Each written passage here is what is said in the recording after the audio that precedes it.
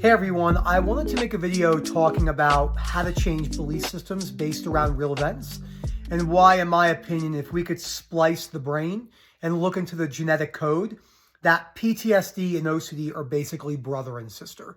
So some people are more than likely more prone to PTSD types of experiences in the brain, and then belief systems that latch onto that through really bad experiences.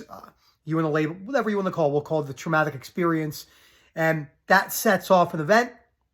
But once I set people down who have really severe PTSD, maybe OCD at the same time, again, these terms really don't matter. It almost always comes down to a belief and a behavior and getting underneath those things and showing them that they can change their beliefs. They can change their behaviors, even with lingering symptoms, even if there was something different in the brain which didn't allow them to say, quote unquote, recover.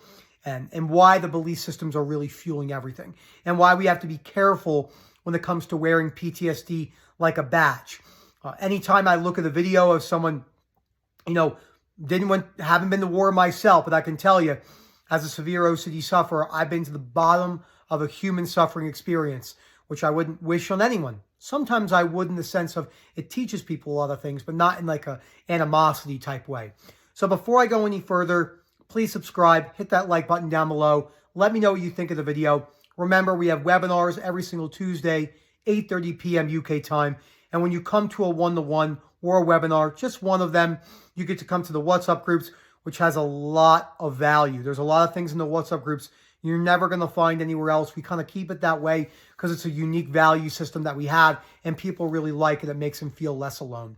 So let's look at someone who has PTSD versus OCD in the latching moments. Let's say someone was in a bombing, and in that moment they had an extreme experience where a latching mechanism happened, and they had automatic chronic anxiety from that moment on. Maybe someone who survived the 9/11 towers or a school shooting.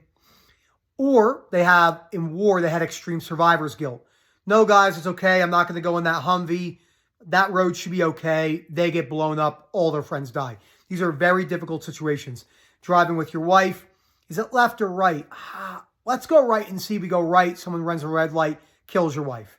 Okay, these are extremely difficult situations that seem virtually impossible when the world is telling us you'll be suffering with this forever. You'll never get over this. Or you hear other stuff such as time will heal, which is certainly not true. Many people have events happen to them, chronic PTSD and OCD, and they suffer for the remainder of their lives with depression, anxiety, shame, and guilt because they're not changing the underlying belief system and the behaviors correlated with those. So I would imagine, and again, I have no proof for this, that OCD and PTSD are almost the same thing. They basically are in different ways. The latching mechanisms in the brain of OCD can be a little bit more obsessive-based, or maybe PTSD is obsessive-based with a little bit more symptom-based, etc. And in that sense, where there's a little bit more shame and guilt. But it still comes down to beliefs. Whether you can never fully recover from particular symptoms, it doesn't mean you more than likely can't improve. So what are the underlying beliefs? This shouldn't have happened, okay? Conditional life acceptance. The fact that this happened, I can't live with myself. Conditional self-acceptance. I can't forgive the other person for what they did. People who have done heinous acts to maybe a family member or atrocities in society.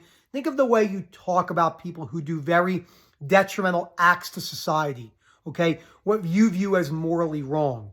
Now, I personally think that morals are in no way founded by, they're not, I don't believe in an afterlife universal principles, and I'm not religious, so my views on life, morals change throughout society. So people say to me, well, the moral is being a good person. Well, not really, because there's a lot of people that don't act in a good person way to what you see that as. So it can't be that there's a universal principle to act in a bad way, and then you just label them like a bad seed, for an example, which I don't believe in the bad seed theory at all. I don't think anyone's born a certain way. They're just reared with genetics and socioeconomic structures and brain abnormalities and their prefrontal cortex and their decision making and whatever it may be. I don't think it's as simple as calling someone a bad seed. I think it's a very, very superficial way of seeing something. Easy way to see something. So now let's look at OCD. Let's take myself. My father died, stress was building. Maybe the person was really stressed at their job at work before the school shooting. And that just was that was it. That put the nail in the coffin. That put him over the edge. And I was the same exact way, right? Let me move this forward a little bit. I'm going to lean back. So I was the exact same way when it came to my OCD. So basically, stress was building. My father passed away. I lost my aunt 3 months later, who I was close with, but she's still a family member, but not that close. Then my dog died, who I had for, 10 years, 12 years. And then I was in grad school, and it just, boom, latched. And once it latched, I was completely chronically latched, which is very similar to how PTSD presents. Activating event, genetically induced, more than likely, plus environment. We don't know if it's more genetic or more environment, nature versus nurture, combination of both. Some people more than others.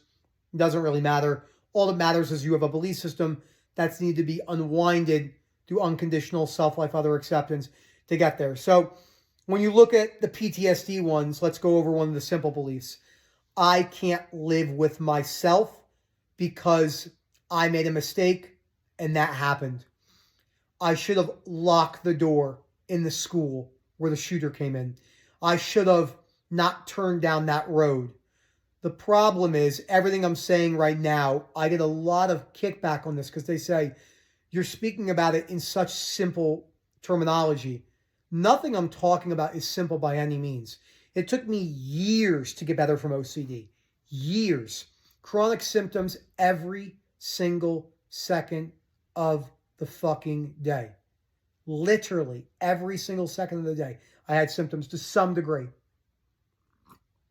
Whether it was a low baseline anxiety of a 2 or a background of an 8 where I was on the verge of panic for 15 hours straight. I've had many a days like that. With such bad depersonalization, I couldn't even read, the timer on my video, or couldn't read a stop sign, like I say, right?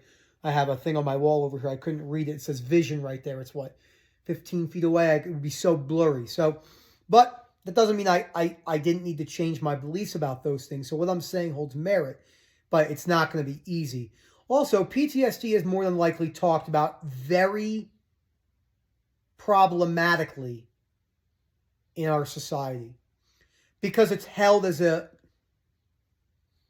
don't like using this term when it comes to PTSD, but there's a universal deservingness and fairness. This doesn't deserve to happen. This shouldn't have happened to me. In no way am I not being compassionate and empathetic. I have the utmost sympathy for many different life events. That doesn't mean it shouldn't have not happened, because it did happen. We could have preferred and wished it didn't happen, but the reality is it did. Well, Nick, you're being disrespectful to people who have lost their families in severe tragedies. No, I'm not. I'm doing the best thing I can to help them, show them they don't have to completely suffer with this forever. It doesn't mean you're not going to feel some types of emotions for the remainder of one's life. You're still going to feel these type of things, but you're going to have to really look at your belief systems that fuel that. And it almost always comes down to deservingness and fairness. Those are the ones that tend to hit us the most. So I've had many things happen to me in my life. I had viral encephalitis and meningitis. I had Epstein-Barr. I've broke my leg in half, my tib fib and an L. I've had 2 kidney stone surgeries. I've had 2 seizures. I got to sit there my whole life and been like, this shouldn't have happened, but it did happen. I didn't choose my brain. Those are the things that happened to me. So these are the things that you're going to want to work on as you're going throughout OCD and anxiety recovery. The books on our reading list of OCD recovery are just as beneficial for PTSD as they are for OCD or GAD or panic disorder or body dysmorphic disorder. So I hope you guys enjoyed this video. Let me know what you think. Please reach out down below. We work with numerous people that have severe PTSD with OCD on top. And again, the labels don't matter. We can help show you how to change your beliefs. It's a partnership. You will have to put the work in, but we can help guide you. We take very good notes. And we can get you better. We can really show you the way to get better. You don't have to live in chronic shame and guilt. I'm not saying there's 100% possibility of getting better, but you have a much higher probability if you change your beliefs and your behaviors. Thank you again. Look for that link down below. Let me know what you think. Hope to hear from you soon. Thank you so much for always supporting our content, and hope to hear from you soon. Have a good one, everyone.